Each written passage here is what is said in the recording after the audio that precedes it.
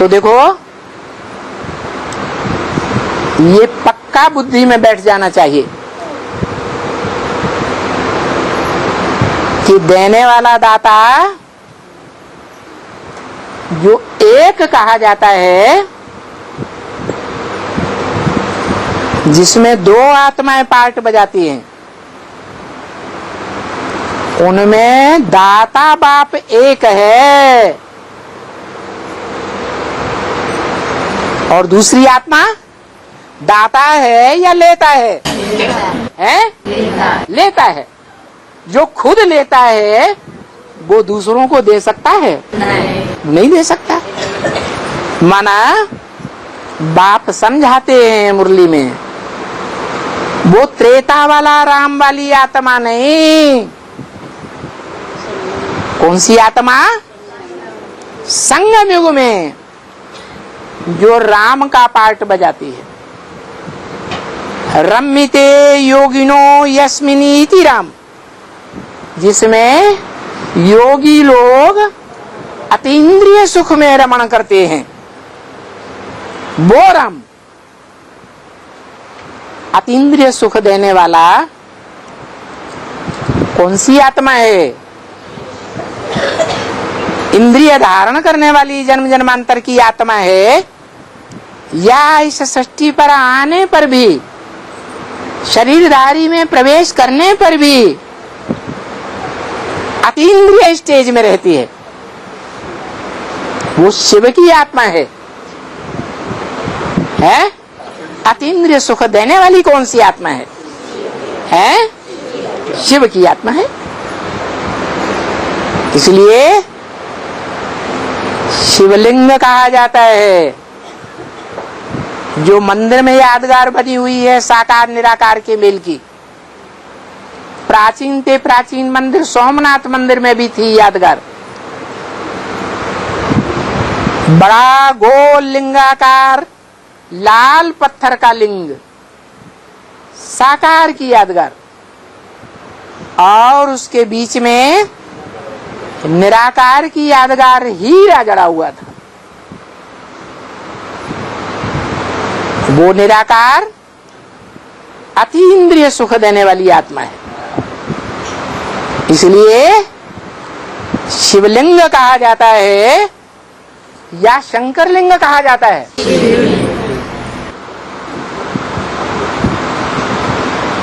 शंकर का लिंग नहीं कहा जा सकता। जब शिव प्रत्यक्ष होता है प्रैक्टिकल में इस संसार में महाशिवरात्रि पर, तब उस लिंग की यादगार संपन्न बनती है। कैसी यादगार? सदा शिव।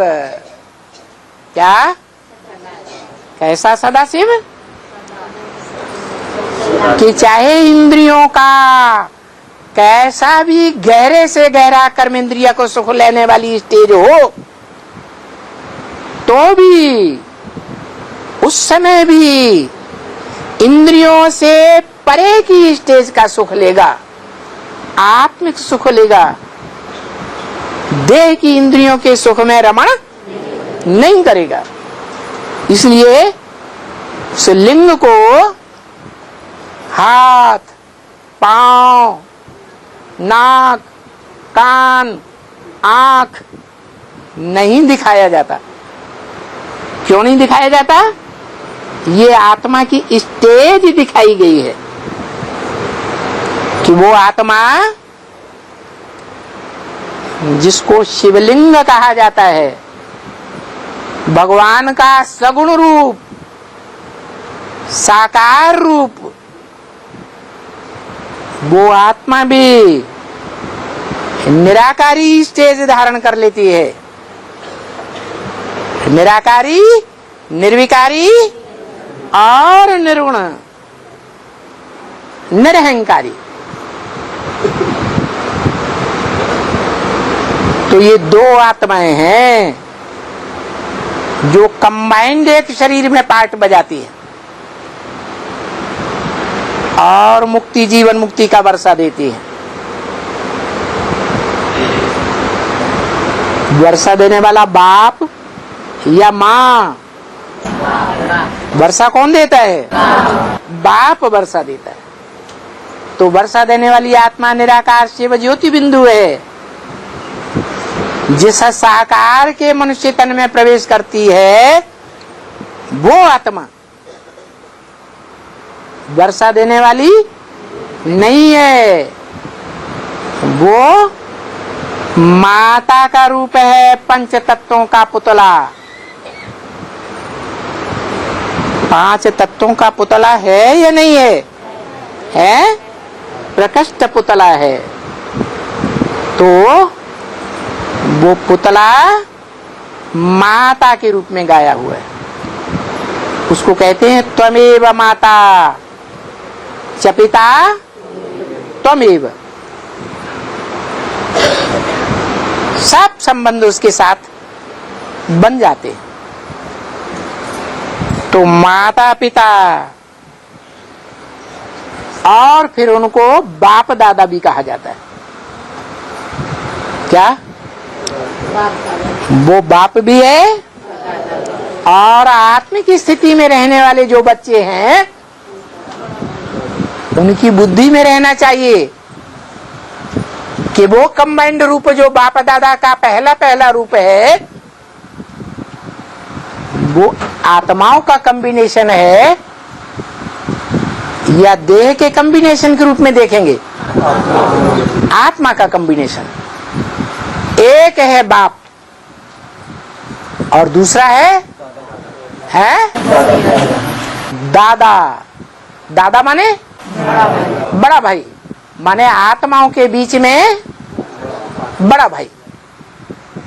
जो बड़ा भाई होता है वो भी बाप समान माना जाता है। भारतीय परंपरा में कोई राजा है, उसके 4-6 बच्चे हैं, तो भारतीय परंपरा में राजाओं ने कौन से बच्चे को राजाई दी? बड़े बच्चे को राजाई दी। तो बड़ा बच्चा हो गया दादा और छोटे क्या समझेंगे? बाप चला गया तो बाप की जगह पर गद्दी लेने वाला ये आत्मा है या नहीं है? तो बाप समान है या नहीं है? बाप समान है, इसलिए बाप दादा भी कहेंगे। परंतु जो साकारी स्टेज में रहने वाली आत्माएं हैं, संपूर्ण निराकारी स्टेज धारण नहीं करती। संपूर्ण निराकारी स्टेज धारण करने वाली कितनी है? 4.5 लाख।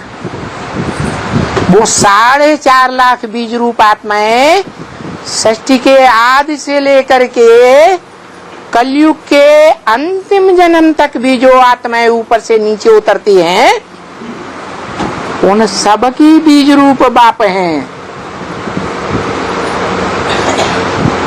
क्या?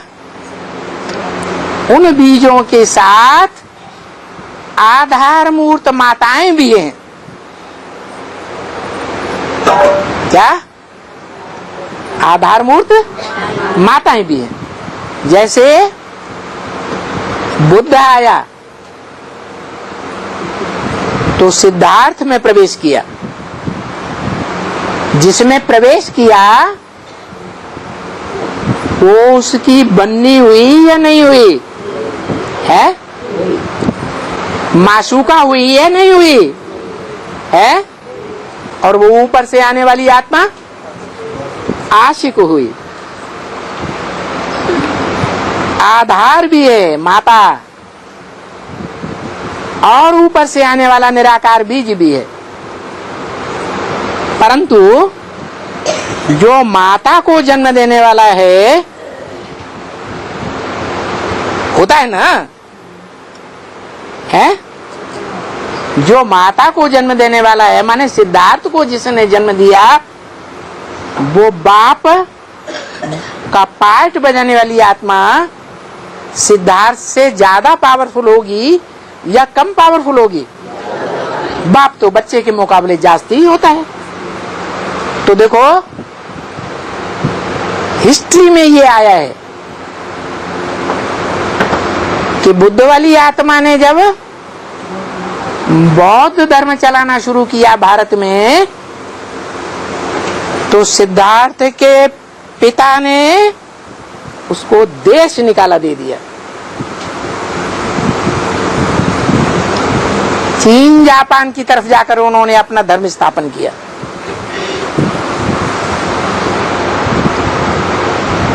तो कौन पावरफुल हुआ है?